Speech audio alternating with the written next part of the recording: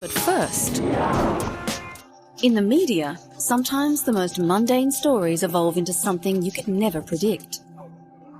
This one is poignant. It's about a window washer on a New York skyscraper. His name was Rocco Kamali, a Macedonian immigrant living in New York.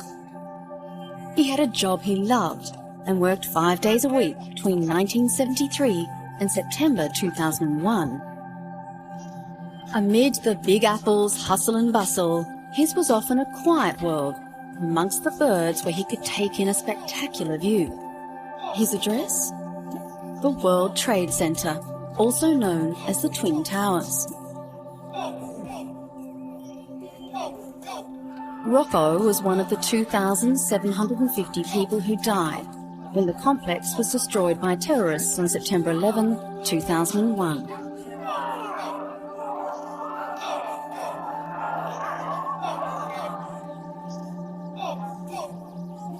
But before that tragic day, which for many changed the world forever, the story of the World Trade Center was largely one of triumph. From the time their planning began in 1960, the Twin Towers were a masterwork of modern construction. They held the title of the world's tallest building for 2 years in the 1970s. The Twin Towers were a continuation of the great New York building tradition, which in the early 20th century saw the construction of such greats as the Empire State and Chrysler buildings. The complex became best known for its iconic 110-story Twin Towers. The World Trade Center was so large, it had its own zip code, 10048. In reality, it was a complex of 7 buildings in Lower Manhattan. The first tenants moved in December 1970. By the time the ribbon-cutting ceremony was performed on April 4, 1973, the building had cost $900 million. During the 1990s, nearly 500 companies, including many of the world's best-known, had offices in the complex. On a typical weekday, 50,000 people worked in the towers, with another 200,000 passing through as visitors. The building contains several architectural firsts. The building's core, which housed the elevator and utility shafts, supported the weight of the entire building. The floors supported their own weight, as well as live loads, providing lateral stability to the exterior walls and distributed wind blows. The floors consisted of 10-centimetre thick, lightweight concrete slabs laid on a fluted steel deck. To solve the problem of wind sway or vibration, Chief Engineer Leslie Robertson took an unusual approach. Instead of bracing the building's corner to corner, the towers were essentially hollow steel tubes surrounding a central core, with perimeter columns sharing the loads.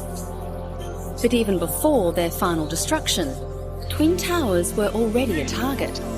In February 1993, a truck filled with 700 kilos of explosives was detonated underground, ripping a 30-metre hole through 5 levels of concrete. 6 people died and thousands struggled for air in the tower shafts. On that fateful day in September 2001, Rocco Kamali left behind many heartbroken friends and family. He loved his job. It was just him in the sky up there. No one bothered him, and he didn't bother nobody. It was his own words. It was decided soon after the attacks that the centre would be rebuilt, and a worldwide competition was conducted to find a suitable design. Architect Daniel Liebeskin's Memory Foundations was the winner. The 5-tower design includes the 541-metre Freedom Tower.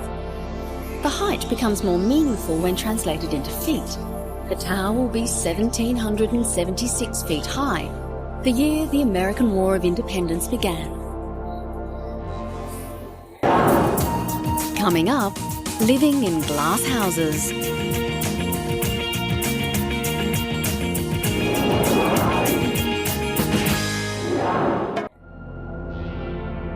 In his lifetime, American Philip Johnson was to many an enigma, an icon of architectural modernism who, for many of his 98 years, lived in the public domain. But despite designs such as the sculpture garden at New York's Museum of Modern Art, he captured the public imagination with a building that few were privileged to see or visit, his home, the Glass House. The house was built by Johnson in 1949 in New Canaan, Connecticut. The only way to see the all-glass construction was by receiving an exclusive invitation from the man who lived there. Finally, 3 years after his death in 2005, the see-through construction was open to the public. The whole thing about a glass house is that it's like a great camping trip. You're here, but you don't have to carry your camping equipment with you, and you can relax in your birthday suit and enjoy outside. Now that it's open to the public, Dorothy Dunn, the director of the visitor experience for the Glass House, says visitors are flocking to see the structure. During the inaugural year of the public opening of the Philip Johnson Glass House, we're welcoming guests who have been waiting their entire careers for access to this great property that was very protected as a private home where the only access was by invitation from Philip Johnson to now a public destination. So we're a pilgrimage site. People are coming, they're quiet, they're tearing up. It's very moving, personally moving. Despite his very public life, the one-time dean of the American Architectural Institute lived in a house that was hidden from public view, behind a stone wall overlooking a pond, sitting on his 47-acre estate with rolling hills. The Glass House is a masterpiece of minimalist design. Influenced by the early 1920s German design movement, which championed the use of glass, the exterior is made of glass and charcoal-painted steel.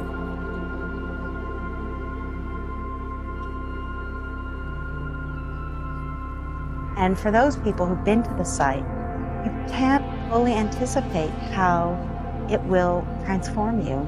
And Johnson himself was a big believer in the power of architecture to wrap itself around you and to bring you to a very personal emotional response, place, experience.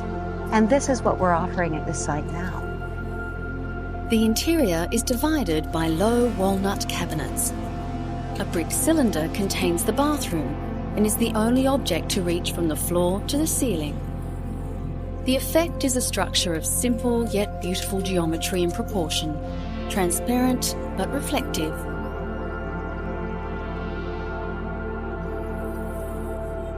Johnson himself was a controversial figure. Some say he was better known for sheer force of presence than his individual buildings. He was already a notable public figure when he joined the department which created New York's Museum of Modern Art in 1930. Other notable Johnson structures on the property include the Brick House, the Sculpture Gallery, and the Painting Gallery, where works by Frank Stella, Andy Warhol, and other legendary artists can be found. Johnson grew to become an elder statesman of American architecture. In 1978, he was awarded a gold medal by the American Institute of Architects, an organization of which he was once the dean. But those who discount his design legacy have to ignore works such as the Lincoln Center for Performing Arts and the Museum of Pre-Columbian Art in Washington. Then there was his contribution to intellectual life, thousands of essays, papers, and public talks. The Glass House was declared a National Trust landmark in 1997.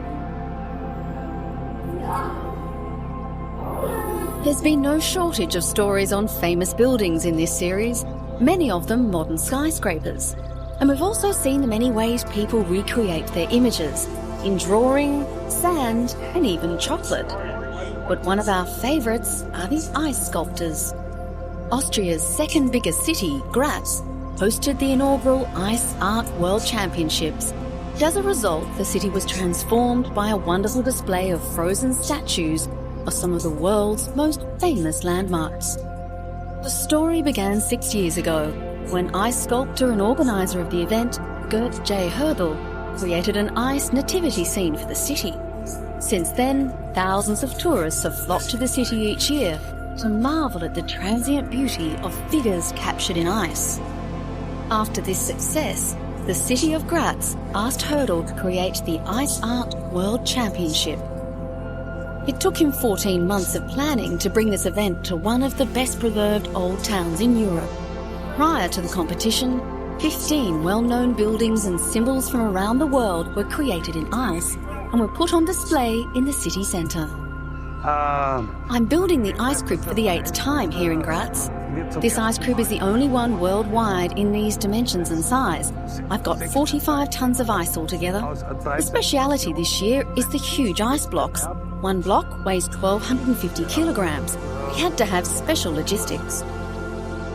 Gert Hurdle's designs took him and 6 other sculptors 2 weeks to carve in Brussels.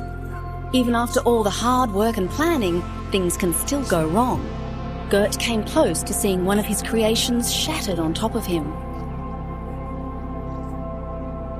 Once the sculptures arrived from Brussels, it was time to put them in place in the city centre. The quality of the ice used in making these sculptures is very important.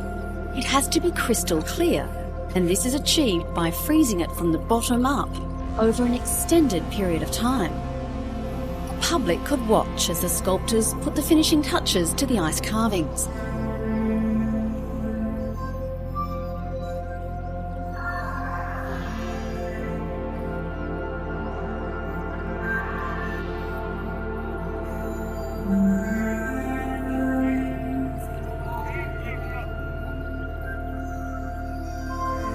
One of London's famous landmarks, Big Ben, drew a large crowd of onlookers as it was being assembled.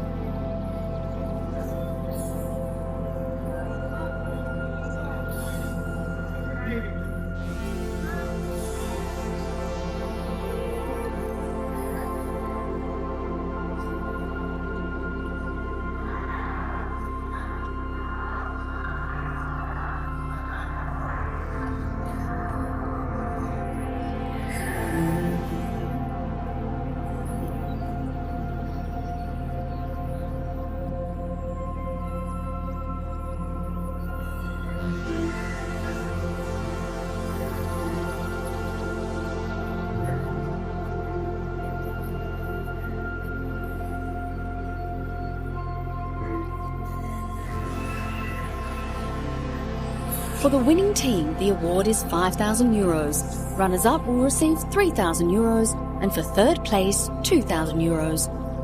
But the idea of this competition is not only to see who's the best in the world, but also to bring the art of ice carving to the people, as they can watch each team in action.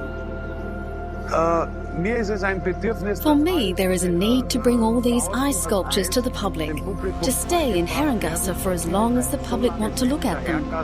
The figures, the sculptures that are going to be carved during the World Championship will also remain here for the public to view at no cost.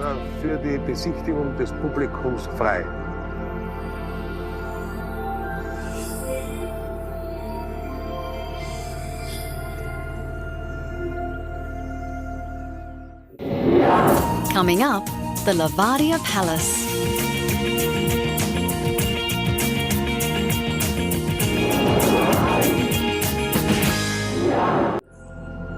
Even from a distance, his figure was unmistakable. Winston Churchill remains one of the most significant world leaders of the 20th century. It is legend that as Britain stood alone in the darkest days of World War II, it was Churchill's steely demeanour and determination that was a major factor in the country standing firm against overwhelming odds. Now his one-time ally and many times enemy, Russia, has recognised and paid tribute to the man that was Winston Churchill.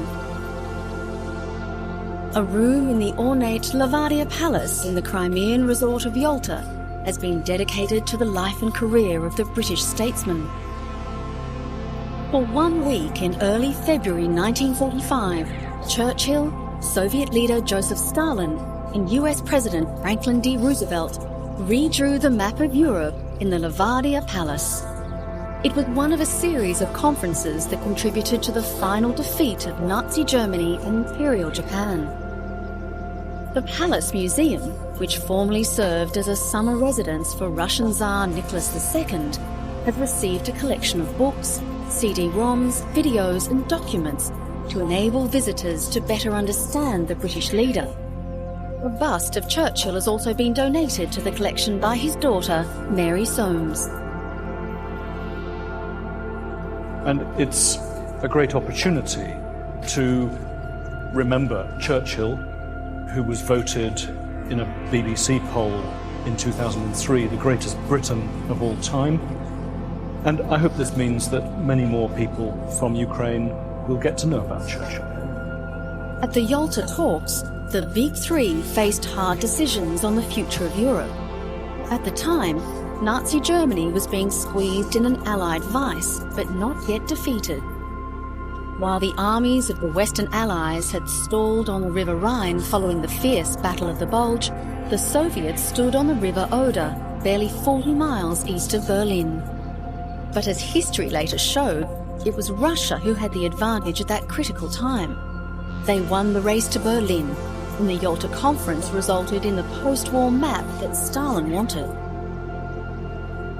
It is impossible to minimise the importance of what they did in February 1945. While the war had not yet finished, it does not matter how one views this event through the years. We also have plans to open Stalin's room by the 60th anniversary of the Crimea Yalta Conference in 2005. As Churchill later recalled, we had the world at our feet, 25 million men marching at our orders. We seemed to be friends. But it was also Churchill who later described the division of Europe between Western democratic governments and the Soviet-dominated communist regimes as though an iron curtain had descended across the continent. While Churchill's greatness as a wartime leader was undoubted, Britons did not see him as the man they wanted at the resumption of peacetime. By that time, his political career had stretched longer than 50 years. Besides including 2 world wars and the Great Depression, he saw the development of the airplane from paper to the jet engine, and the birth of radio and television. But even opponents would have been wary of writing the great man off. Churchill was to regain power one last time in 1951, and was to revisit Russia and Stalin with the then US President Truman one last time in 1952. He died in 1964 at the age of 90. Since then, scientists have searched for the so-called Churchill gene, the one that enables a man to smoke improbably large cigars and drink a sizable amount of whiskey on a daily basis and still live 9 decades.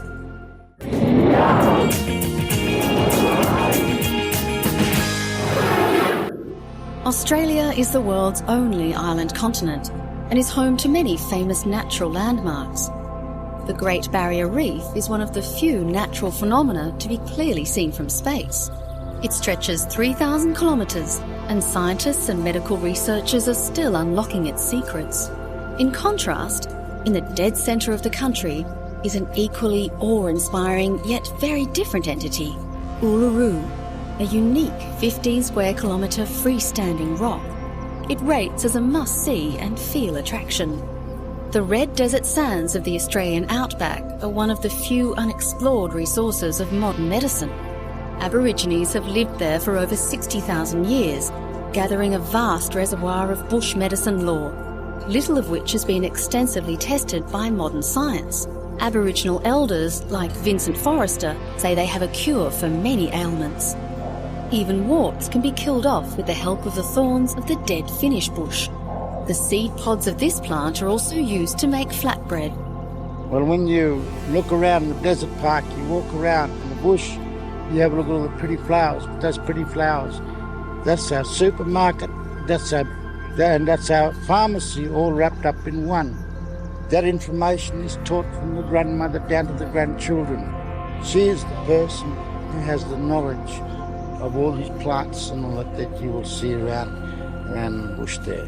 They are the keepers of the intellectual property. It is knowledge built on countless generations of experience, but in the last 2 centuries, many scholars have published cultural information from Indigenous people, without asking for approval first. This has stopped Aborigines from sharing a lot of their knowledge, especially details on bush medicine. Elders like Forrester are adamant that their traditional information should not be handed out to anyone, and instead needs the protection of intellectual property rights. There's hundreds of them.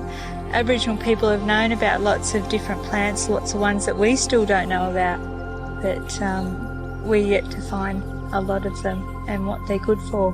So here at the park we go out and look for different types of plants that might be useful to people in their gardens.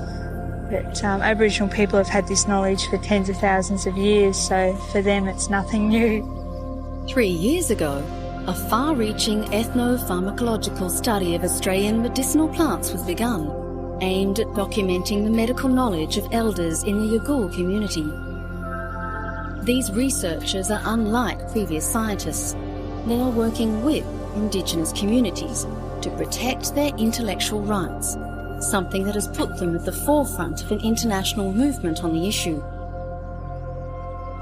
They are scientifically testing a wide range of plants Aboriginal elders have said are particularly potent, working on well-known plants such as the leafless ballot, as well as some previously unidentified specimens. Joanne Jamie, senior researcher of the project, says their team was approached by the Aboriginal community in a bid to document information that was being lost. This is regarded as a very important issue because this knowledge is being lost. And it's being lost in part, unfortunately, because elderly members of the communities that have this information are dying, and also because communities of social changes are actually undergoing dislocations. So there's actually a real need by the communities to have this information documented for its preservation, for its cultural purposes. The research team is hopeful of finding new cures for illnesses, but just as important to them is ensuring that any medicinal agents they produce will be internationally patented. It's hoped that this is the beginning of a project that takes ancient knowledge to the modern world.